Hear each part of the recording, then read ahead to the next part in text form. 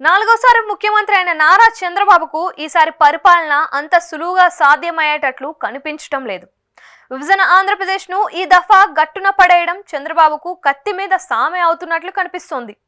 ఆయన నోటి నుంచి వెలువడే మాటలను బట్టి ఎన్నికల సమయంలో ఇచ్చిన హామీలను అమలు చేయడం అంత సులువైన పని కాదని, సూపర్ 6ను అమలు చేయాలంటే సాధ్యమయ్యే పని కాదని ఆయన ఏపీ అప్పుల చరిత్రను చూసిన తరువాత నిజం తెలిసి ఉండొచ్చు. కానీ ప్రజలకు ఇచ్చిన హామీలను అమలు పరచకపోతే రాజకీయంగా ఇబ్బందులు తప్పవు. అందుకే ఆయన తన అనుభవాన్ని అంతా ఉపయోగించి దీని నుంచి బయట పడేస్తానని సహచర మంత్రులతో పాటు పార్టీ ఎమ్మెల్యేలు కోరుకుంటున్నారు.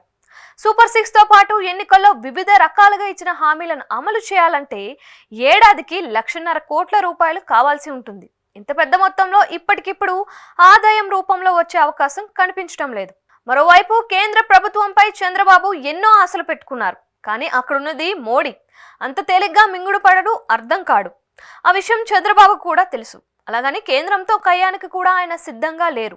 ఎందుకంటే ఇప్పటికీ గెలిచిన 1999, 2014, 2024 ఎన్నికల్లో బీజేపీతో పొత్తుతోనే గెలుపు సాధ్యమైందని ఆయన మరవకపోవచ్చు. ఇప్పటికిప్పుడు బీజేపీపై కాలు దువ్వి సాధించిందేమీ లేదన్నది కూడా ఆయనకు తెలియంది కాదు. అందుకే ఆచి తూచి అడుగులు వేయడమే మంచిది అన్న భావనలో ఉన్నారు. కేంద్రాన్ని నొప్పించకుండా ఒప్పించడమే చంద్రబాబు ముందున్న లక్ష్యం. చంద్రబాబుకు ప్రధానంగా ఈసారి రాజధాని అమరావతి నిర్మాణం, పోలవరం ప్రాజెక్టును పూర్తి చేయడం ప్రథమ కర్తవ్యం. ఆ రెండు పూర్తయితే చరిత్రలో చంద్రబాబు పేరు చిరస్థాయిలో మిగిలిపోతుంది. అందుకే ఆయన ఫోకస్ అంతా ఆ రెండింటిపైనే ఉంటుంది.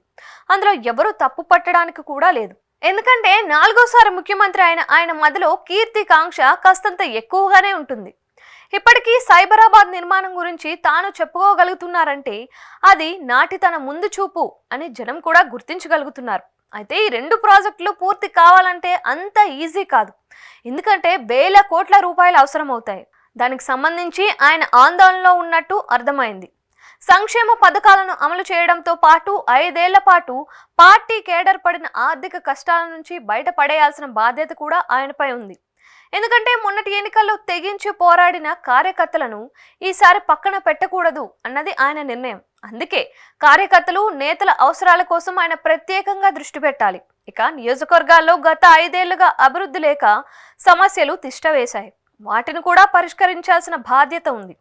అందులోనూ ఈసారి కూటమి తరపున 164 మంది ఎమ్మెల్యేలు విజయం సాధించి వచ్చారు. వీరందరూ ప్రాతినిధ్యం వహిస్తున్న నియోజకవర్గాల్లో ప్రధాన సమస్యల్లో కొన్నింటినైనా పరిష్కరించగలిగితే గత పాలనకు తన పాలనకు మధ్య తేడా చూపించగలుగుతారు.